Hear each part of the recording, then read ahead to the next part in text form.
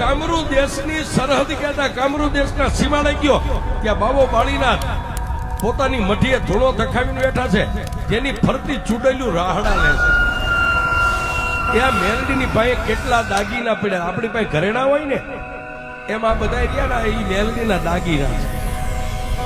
ફરતી એ ચૂડેલું રાહડા લે અને કાન્યો જોગી આમ જોઈ ગયો અને કંડિયો આમ હતો ને સાહેબ, મોઢું આમ બાજુમાં લઈ જઈને કીધું માં એ બાબા બાળીનાથની સામે મઢી અને ફરતી ચૂડેલું રાહડા લે. અને તેથી કાનિયા જોગીને માતા મેરડીએ કીધું કાનિયા થડકતો નહીં, બીતો નહીં, ધીમે ધીમે એ ડગલે ડગલે મને મેરડીને યાદ કરતો કરતો બાબા બાળીનાથની મઢીની બાજુમાં જા. કાનિયો જોગી કે પણ મારી આટલી બધી ચૂડેલું મને ભરખી જાય છે કે દીકરા તારે નથી જોવાનું. એ કાનિયા તને હજી મારી ભક્તિની ખબર છે, તને મારી શક્તિની ખબર નથી કે હું મેલડી કેવું. પણ એ કાનિયો જોગી બાબા બાળીનાથની મઢિયા નજીક હાવ પહોંચે,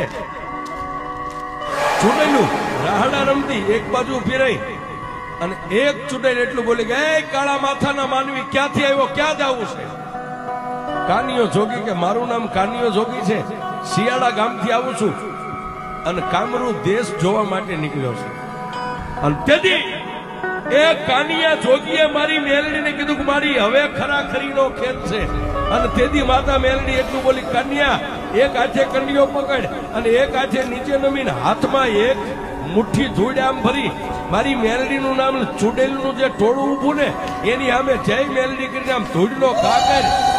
તારા હાથમાંથી ધૂળ છૂટે તો બધી ચૂડેલું ને એ સીમાડાની માથે ધરતીમાં નો ઉતારી દઉં.